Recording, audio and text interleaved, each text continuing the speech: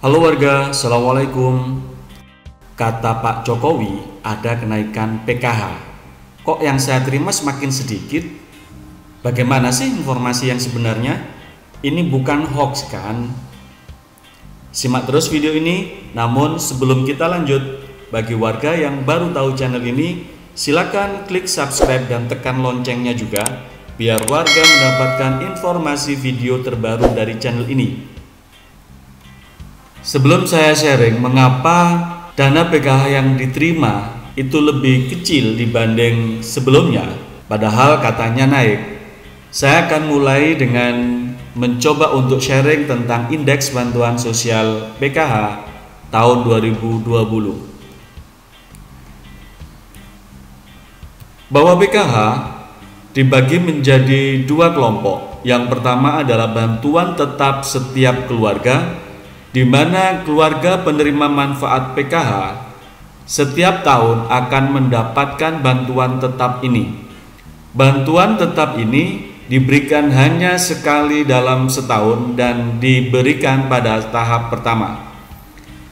Untuk kelompok reguler akan mendapatkan 550.000 per keluarga per tahun.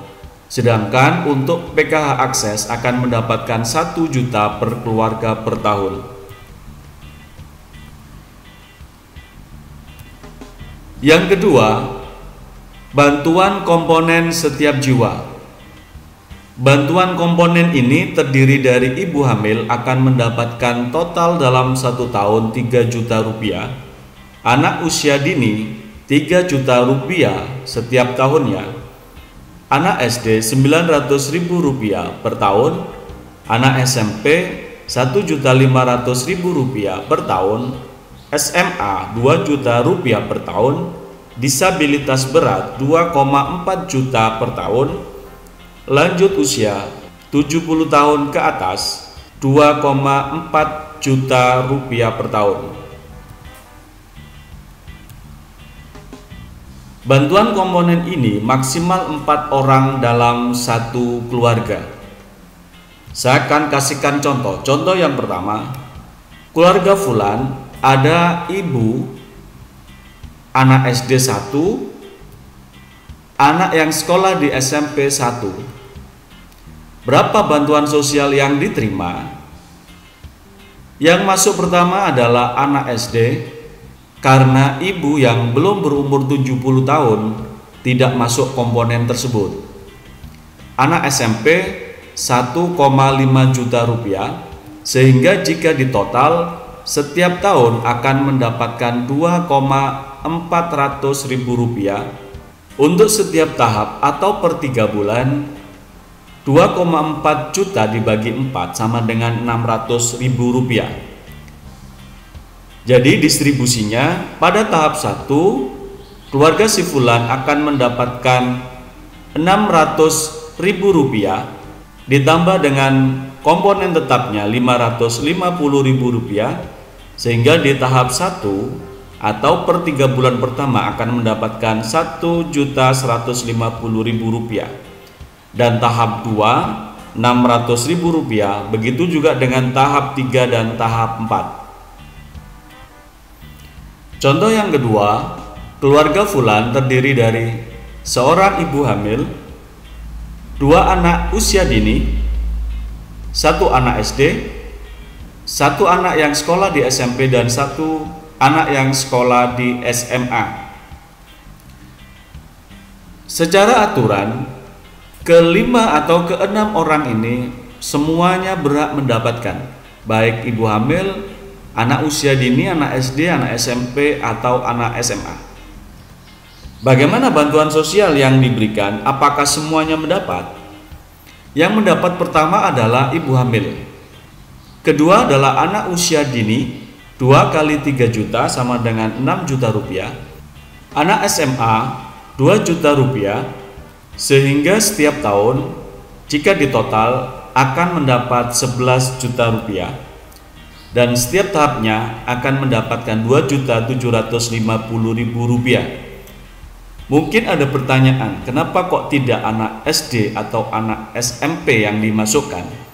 Jadi 4 komponen itu diambilkan dengan 4 komponen yang mendapat bantuan tertinggi. Seperti kita lihat di sebelah kanan ini, bahwa anak SMA lebih tinggi nilainya dibanding anak SMP dan SD. Kemudian ibu hamil dan anak usia dini adalah komponen tertinggi, maka ini menjadi prioritas untuk dimasukkan. Dan distribusinya di tahap 1, Rp2.750.000 ditambah dengan Rp550.000 sama dengan Rp3.300.000 yang diterima oleh keluarga Fulan. Tahap kedua Rp2.750.000, begitu juga dengan tahap 3 dan tahap 4. Kita akan berikan contoh ketiga biar semakin paham. Keluarga Fulan terdiri dari seorang ibu, seorang nenek yang usianya 70 tahun, anak usia dini 1, anak SD 1, SMP dan SMA 1. Berapa bantuan sosial yang diberikan? Nenek 2,4 juta, anak usia dini 3 juta, anak SMP 1,5 juta rupiah dan anak SMA 2 juta. Sehingga total bantuan yang diterima sebesar Rp7.900.000. Jadi setiap tahap atau per 3 bulan akan mendapatkan Rp1.975.000. Dan distribusinya adalah tahap 1 akan mendapatkan Rp2.525.000, tahap 2, 3, dan 4 mendapatkan Rp1.975.000. Dan pada contoh keempat ini adalah contoh terakhir yang sengaja saya tambahkan untuk menggambarkan kenapa kok jumlah yang diterima berkurang. Keluarga Fulan mempunyai seorang ibu dan anak usia dini 1. Berapa bantuan yang diterima adalah sebesar 3 juta rupiah untuk anak usia dini saja, sehingga setiap tahun akan mendapatkan 3 juta rupiah dan setiap tahapnya akan mendapatkan Rp750.000. Dengan distribusi, tahap pertama akan diterima uang sebesar Rp1.300.000, tahap 2, 3, 4 sebesar Rp750.000. Nah, di sini kenapa pada tahap 3 kok yang diterima berkurang? Katanya dapat tambahan. Apakah ini hoax? Jadi perlu diketahui bahwa tahap 1 dan tahap 2 selesai dicairkan. Dan tahap 3 harusnya warga mendapat Rp750.000 jika misalnya dalam satu keluarga terdiri dari seorang ibu dan anak usia dini. Tapi kenapa yang diterima lebih kecil dari Rp750.000 tersebut? Jawabannya adalah ini. Jadi pada tahap 1 dan tahap 2 yang sudah dilaksanakan, itu seperti yang sudah kita hitung sebelumnya pada contoh 1, 2, 3, dan 4. Namun pada saat terjadi COVID-19, pemerintah memberikan arahan, memberikan keputusan dan kebijakan bahwa PKH tidak lagi diberikan per tahap atau per 3 bulan, namun diberikan per bulan. Jadi misalnya contoh tadi anak usia dini, pada bulan April diberikan Rp250.000. Nah, di saat mengambil ini banyak orang tua yang merasa bingung, kok tambah sedikit, harusnya kan tambah banyak. Nah, Rp250.000 ini adalah untuk 1 bulan saja.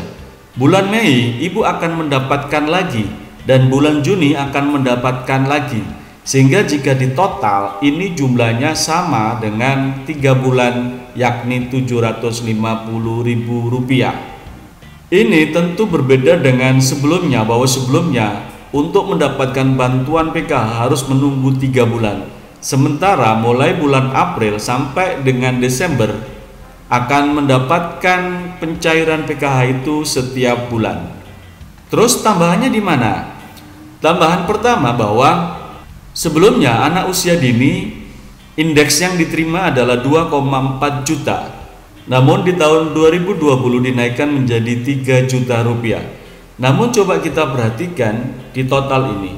Total yang diterima dalam 1 tahun 2020 ini akan sebesar Rp3.750.000.